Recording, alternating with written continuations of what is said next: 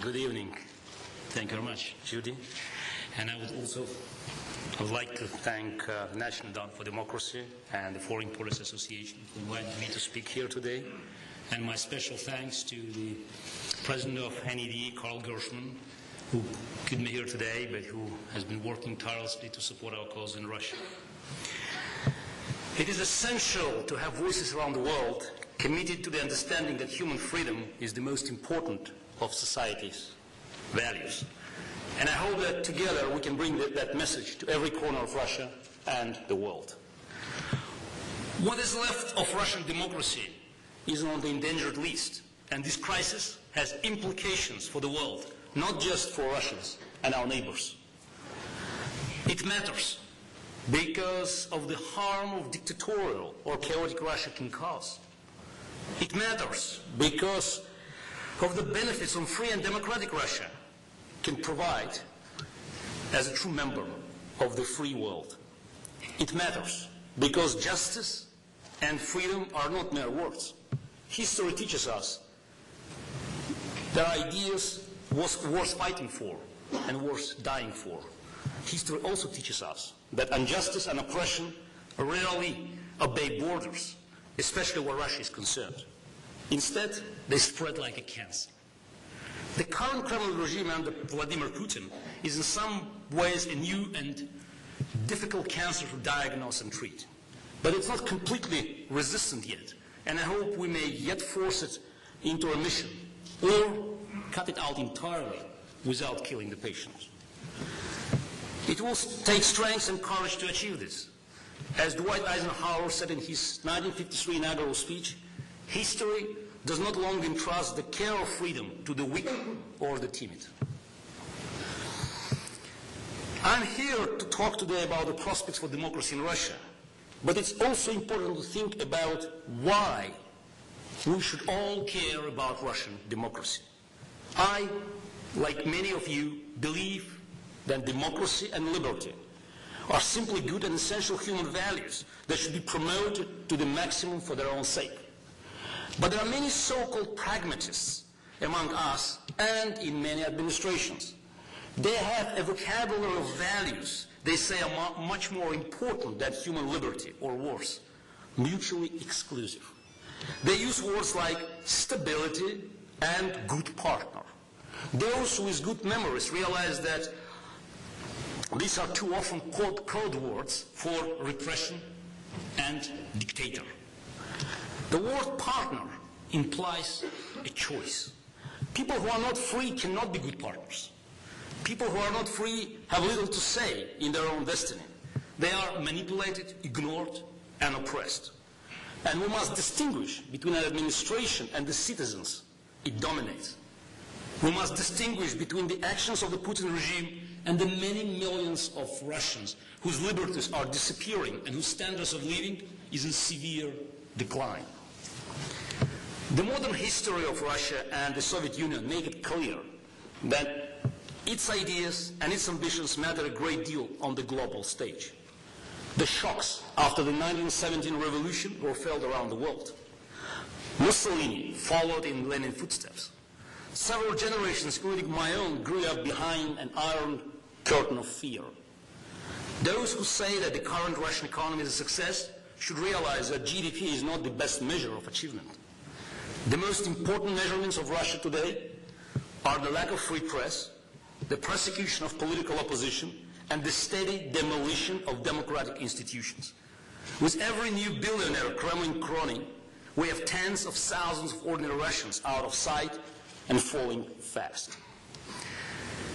There have been other major reversals. The oligarchs today are themselves top state officials. Aristotle himself couldn't find a better definition of oligarchy than what we have in the Kremlin today.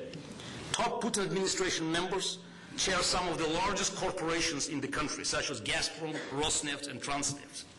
You might even wonder if there is a Russian term for conflict of interest. Russia likely has the richest government in the world on an individual level.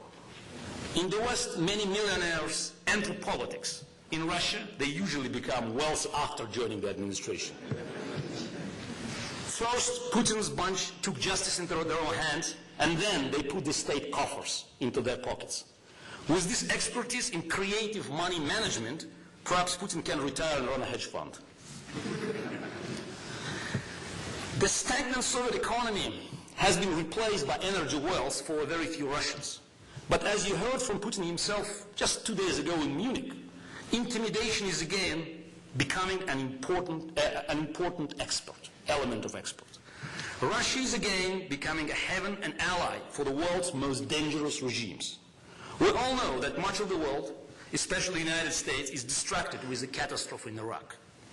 But do not forget, it's only one small area of the global chessboard, and not even, in my view at least, not even the most important part. I'm sure many in DC disagree. It's hard to believe anyone could underestimate the potential danger of a wealthy, aggressive, and nuclear Russian petrostate that has no respect for the rule of law inside or outside its borders. And yet, I constantly read about Russia's stability and Putin's popularity, which are really two sides of the same myth. Stability. So regarding Putin's popularity, you first have to stop making comparisons about polls between Russia and other countries. We only recently escaped the oppression of the all-seeing Soviet dictatorship, and our president is a KGB spy. When someone calls you at home and asks you what you think of the top man, what answer you are going to give? I'm happy and surprised that even 25% of my competitors are willing to give a negative answer to this question. No, if you want an objective picture, you can't ask about the president like that, not about the governor or the mayor, no personal questions. You should ask Russian people about politics, about the direction of the country, and how people feel about the situation. And when you ask questions about the economy, crime, healthcare, or how Russians feel about the future of our country, you get a very, very different picture. After I appeared on a panel discussion on BBC television last year, on the show which was recorded in Moscow, a British viewer wrote in, amazed at how freely we said things that he said would have led to our execution not long ago. This perception that Russians are better off now and shouldn't complain has been very harmful to our democratic cause. Between the end of the communist dictatorship and the crackdown under President Putin, there was a period of real democracy. It was brief and it was flawed, but it could have served as a foundation. The myth of Russian stability has led many in the West to ignore what Kremlin has been doing to maintain the only thing they really care about, the flow of cash and the price of oil they need to sustain.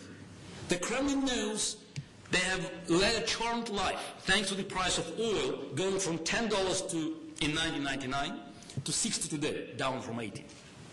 The energy revenue that supports graft, propaganda, and repression is the only thing that's keeping Putin and his friends in control, something of which they're all very well aware.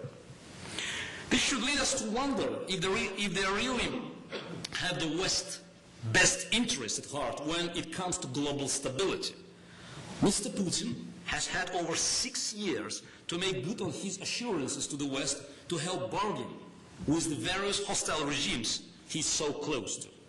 He promised to help with North Korea. And now they have missiles capable of reaching the American coast, and of course nuclear weapon. As the result of endless negotiation with Russia, Iran is more belligerent than ever and is hurriedly enriching uranium. Meanwhile, Putin's Russia is selling advanced anti-aircraft technology both to Tehran and Damascus.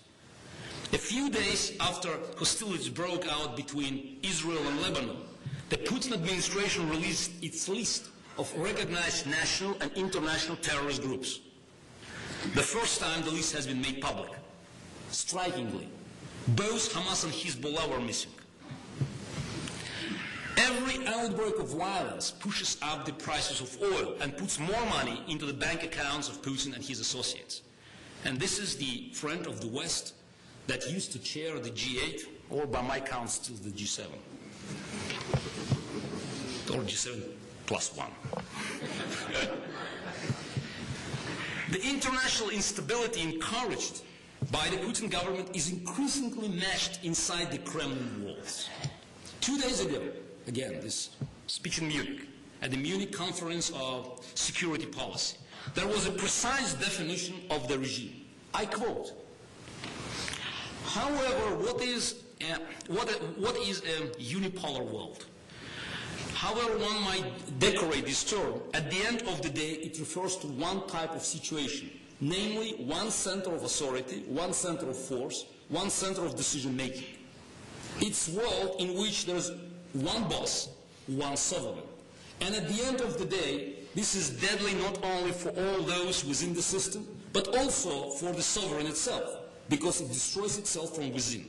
And this certainly has nothing in common with democracy, because as you know, democracy is the power of majority in light of the interests and opinions of the minority." I would like to thank Professor Vladimir Putin for providing such an insightful definition of his government. He was referring, well believed, to the United States, but I'm sure Freud would disagree.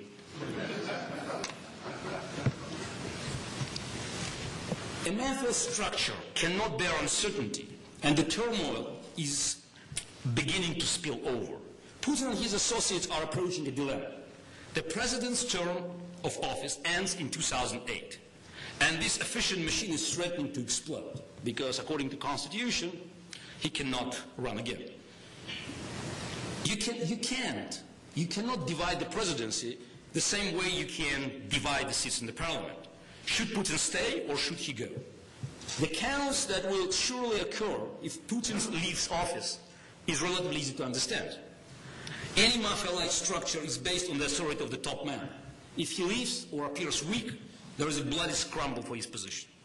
The new man won't be a puppet.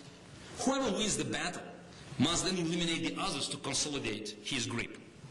Perhaps only 10% of the combatants will pay in blood or incarceration, but nobody among them yet knows who will be in that 10%. We have already seen the shockwaves of these still hidden battles with the murders of Anna Politkovskaya in Moscow and Alexander Litvinenko in London. There is little to be gained from speculating exactly who ordered these murders. The system that encouraged the crimes, the logic that made it politically expedient for some of those in power, that is the true face of Putin's Russia. The alternative is for Putin to stay. But the problem with this plan is that he is constitutionally prevented from staying in the office beyond the end of the term in 2008. The main obstacle, of course, is not the Constitution, which can be easily bent to the Kremlin's will.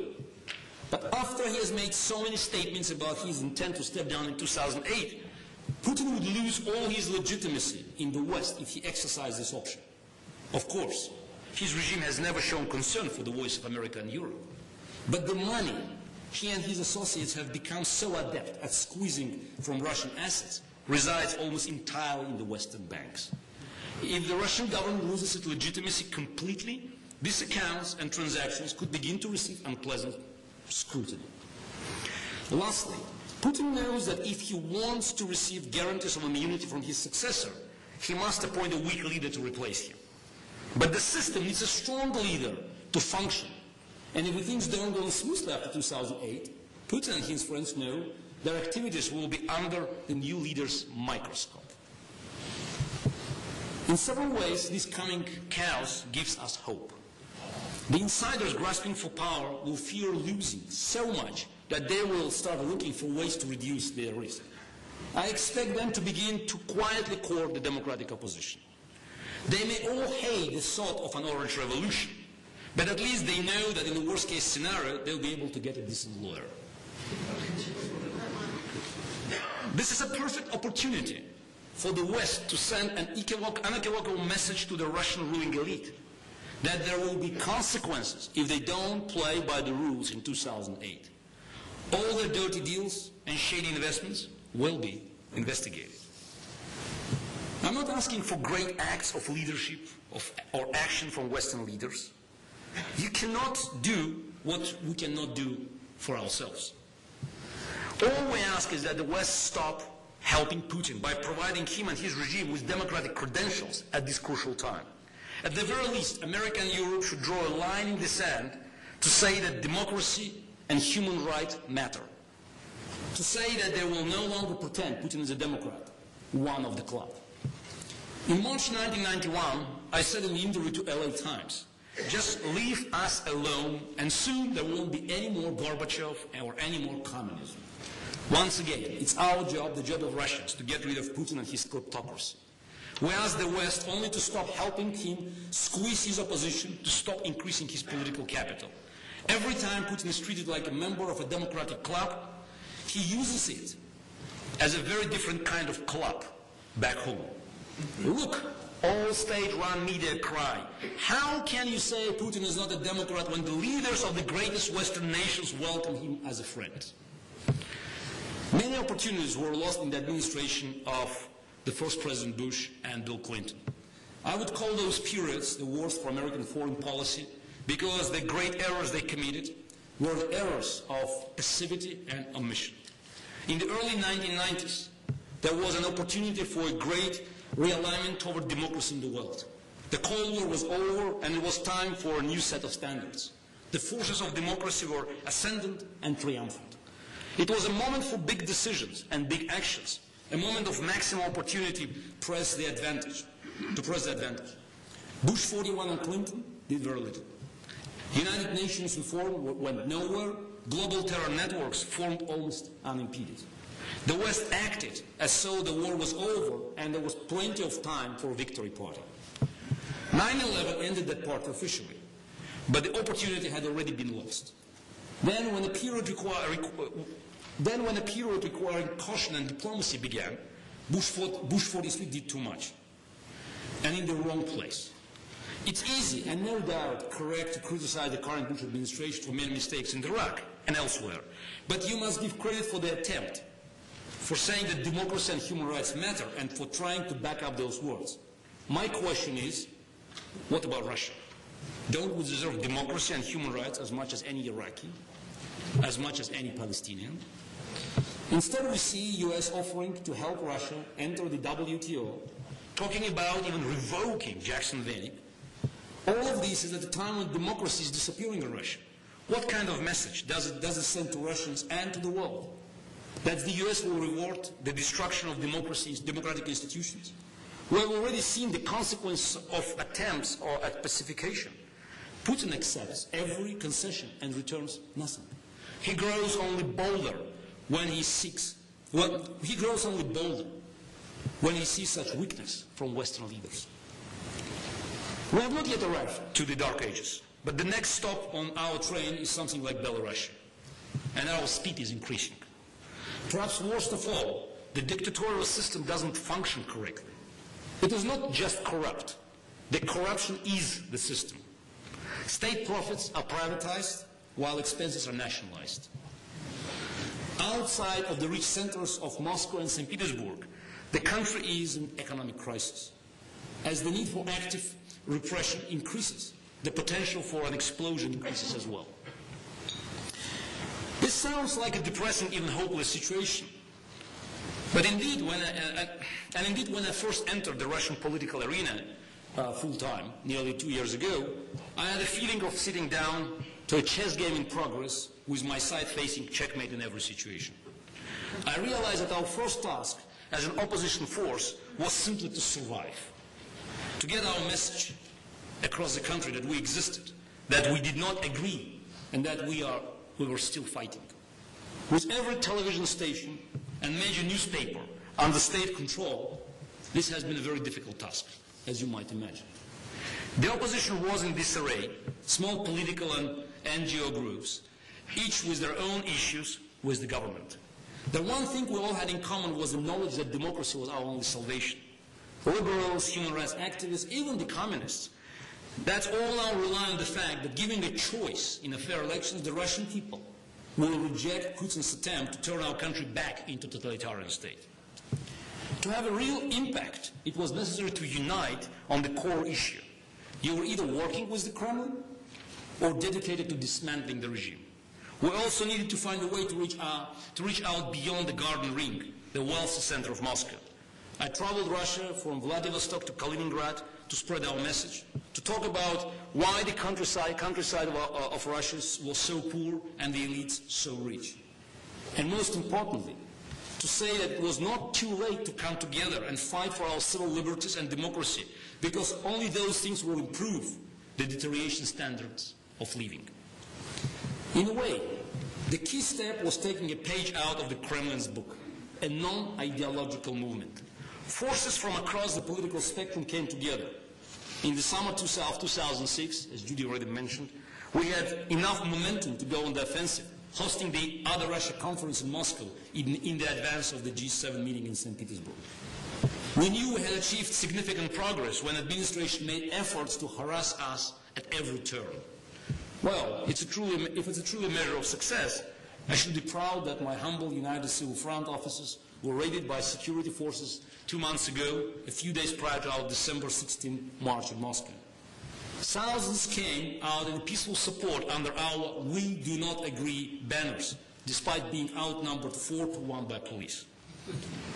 Clearly, the regime is worried, and as unfavorable as our position may still be, my evaluation of our opponent's forces discovered that they are not without their own weaknesses. Unlike the old Soviet regime, the ruling elite has a great deal at stake outside of Russia. Their fortunes are in banks, stock markets, real estate, and football teams, mostly foreign. This means they're vulnerable to external pressure and also worried about what will happen to them if they fall from grace. They literally cannot afford the cutting of ties that would come with open hostility between an increasingly dictatorial Russia and the West. Apart from our organization's continued efforts at home, the Other Russia is working to establish a communication structure beyond the long reach of Kremlin. We need to expose the daily crimes that are occurring and press them into the hands of the right people, like the people right here in this room. Our hundreds of activists on the ground in Russia are also in need of support. We're building a legal defense fund to force the regime to at least follow their own laws, however draconian they may be. We take inspirations from many different sources. Today, February the 12th, is the date of the founding of Chile by Pedro de Valdivia in 1541. A week ago, a few days ago, I was in Washington, D.C., where I met Genaro Arriagada, the Chilean man who led the referendum movement against Augusto Pinochet in the late 80s. I told him that his grand coalition, a non-ideological movement against dictatorship, is something of a model for us in the Other Russia. He said that today he is trying to have Russia and Venezuela removed from the World Democratic Council, and I very much hope he succeeds. The reaction of new U.S. Defense Secretary Robert Gates to Putin's remarks in Munich shows how another supposed expert is getting Russia wrong yet again. Let us hope that Munich cycle as a site of international tragedies does not continue. Appeasement in 1938, KGB-sponsored terrorism in 1972, and now jokes about a new Cold War aren't going to convince Putin and his gang that the West means business.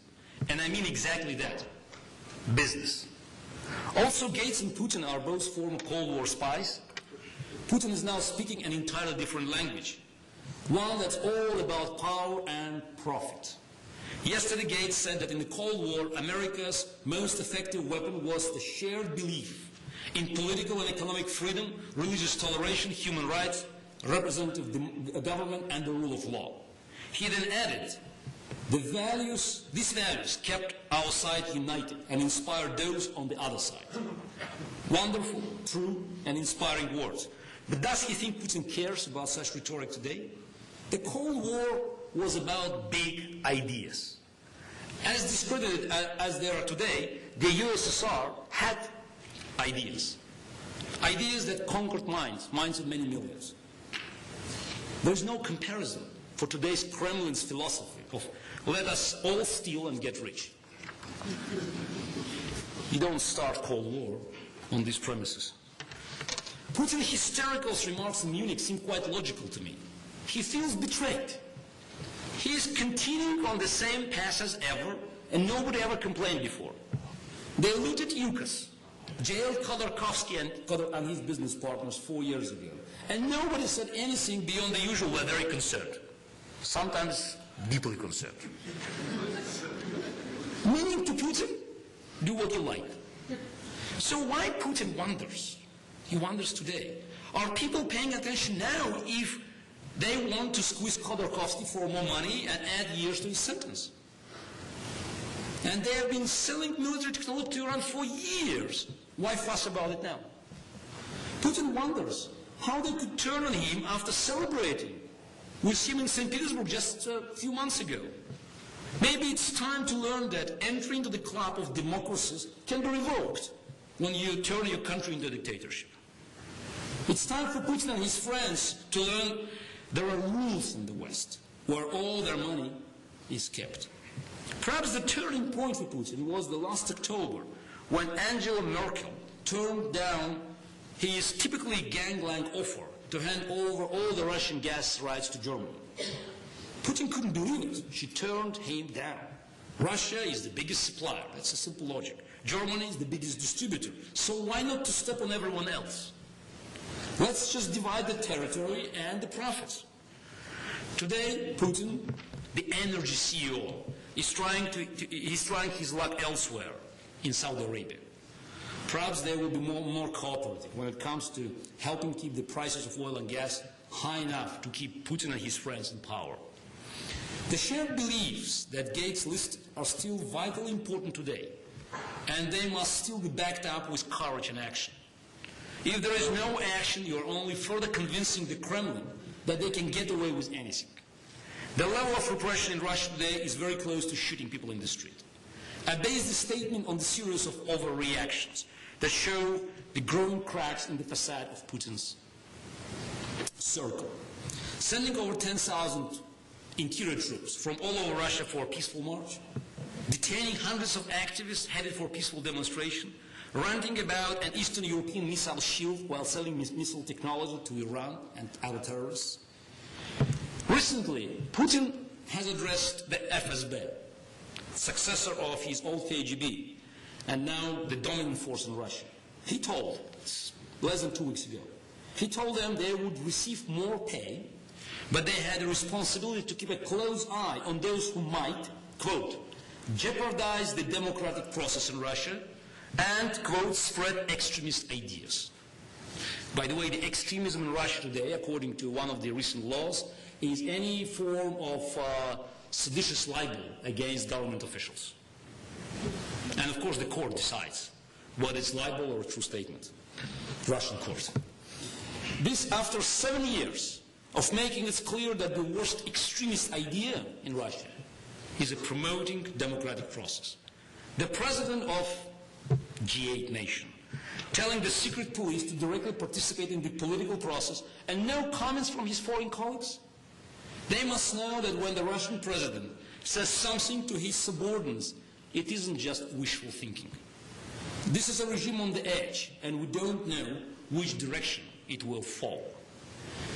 The many investors rushing to make a quick buck on Russia will not escape their share of responsibility either. You need only look at what happened to Yukos and Mikhail Khodorkovsky to see how the game is played. Foreign investors are not immune, as Shell found out when the Kremlin pushed them out of the Sakhalin-2 oil and gas fields at the end of the last year. So, if you want to invest in KGB Incorporated, you must remember that they are very, very active shareholders. Also remember that when a new government comes in, whether it's a liberal one or a new mafia boss, all the old deals are going to be opened up. The bets will be off. That quick buck could, if you are lucky, end up in costing you slow years in litigation, at best. One thing is for certain. If Western leaders continue to ignore the signs and to enable the Putin's crackdown, they will be complicit in the crimes to come. If you do anything to reward Putin's regime during this period, you share the responsibility when they use brutal force to preserve their power. Putin only respects action, and action from the top man, not from the State Department. As long as Bush remains silent, Putin will understand that he can always get his way. We are going to fight To fight regardless, no matter what Bush and Blair say or don't say. And we don't ask too much.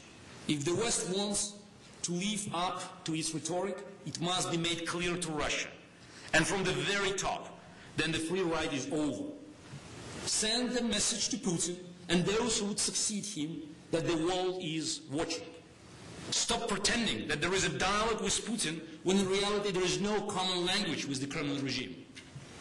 Let Mr. Bush defend the words of the founder of his party, Abraham Lincoln, who was born on this very day, February 12th, when he said, "No man is good enough to govern another man without that other's consent." Mr. Putin, you do not have our consent. Thank you.